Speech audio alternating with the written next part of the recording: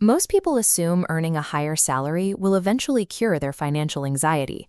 In practice, a higher income usually just scales up their existing consumption patterns. Look at this chart. Expenses tend to perfectly overlap and track upward alongside rising income. This behavioral trap is known as Parkinson's law of money. Bodo Schäfer experienced this firsthand. Bankrupt at age 26, he restructured his entire approach to capital and achieved complete financial independence by age 30. He encoded the exact behavioral mechanics he used into what appears to be a simple children's book called The Money Dog. The empirical footprint of this text is massive. Sold over 5 million copies, been translated into 23 languages, and maintains a 9.1 Dalban rating. We are stripping away the fairy tale narrative to extract Schäfer's rigorous behavioral economics and capital allocation algorithms. Deploying this algorithm reroutes an individual's financial trajectory from a leaking mechanism into a highly efficient compounding machine. Vague desires to be rich statistically fail. Wealth requires a defined, highly specific vector to command your attention. In the text, the protagonist, Kira, is forced to generate 10 distinct reasons for wanting wealth, and then ruthlessly eliminate 7 to isolate 3 non-negotiable targets. She is instructed to lock these targets into reality using a dream album of specific images and a dedicated dream savings jar. This functions as a practical method for reprogramming the brain's reticular activating system, allowing an individual to identify financial opportunities that were previously ignored. To protect the capital needed for these goals, Schäfer implements a strict 48-hour cooling-off period to bypass the brain's impulse circuitry for non-essential purchases. For generating new income, the boundary is the 72-hour rule. If you conceive a new initiative and fail to take physical action within 72 hours, the statistical probability of execution drops to near zero. The primary psychological bottleneck to taking that initial action is low confidence, which Schäfer solves using a success diary. By documenting 5 micro-successes daily, this ascending ledger creates an empirical feedback loop. This overrides cognitive paralysis when you face new financial risks or fears. This equation defines your time quotient, or TQ. Wealth is calculated by multiplying your ability to inject value into every minute by your effective time input.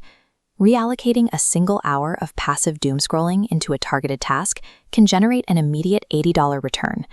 Early capital generation relies entirely on identifying localized friction for other people and arbitraging a solution. A child named Daryl monetized the friction of fetching cold morning newspapers, eventually scaling horizontally into recurring subscription services for lawn care and pet feeding.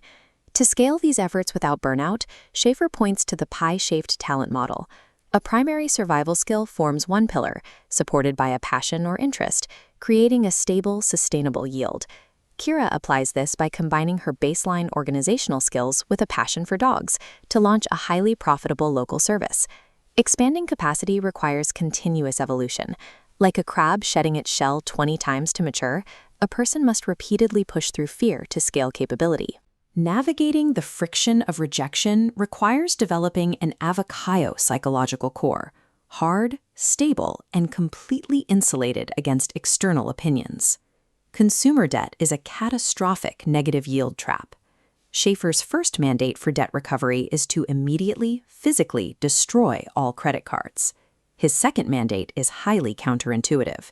You must not pay off your debt as fast as mathematically possible. Routing 100% of your disposable income into debt service leaves you with zero liquidity. When a systemic shock or emergency occurs, you are forced right back into the credit cycle.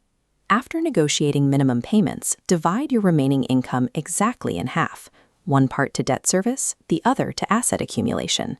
When the debt is cleared, you don't start from zero. You already control an established compounding capital base.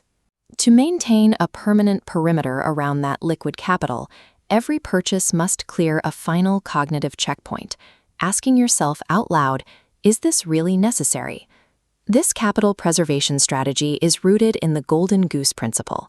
You must separate the principal, the goose, from the interest it generates, the golden eggs. When Mr. Gold rewards Kira with 3,000 marks, he warns her against liquidating that principal for a vacation, as it slaughters the passive yield. That influx of cash must be viewed exclusively as raw material to feed the goose. Incoming cash flow is routed through these 3 specific funnels: 50. To protect the primary goose allocation, investments must meet 3 strict parameters.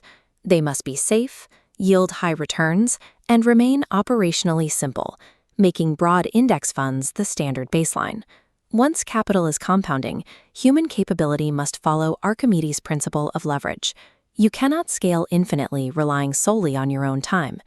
Kira multiplies her output by forming an investment club with Mrs. Trump, pooling capital and merging complementary team skills to analyze markets. Shifting your mindset into a capital I-type challenger allows you to leverage external networks, compounding both your wealth and your operational capabilities simultaneously. When you zoom out to view this entire mechanism, it becomes clear that wealth accumulation is not a matter of luck or timing. It is the deterministic output of a perfectly closed, engineered system. Money is inherently neutral.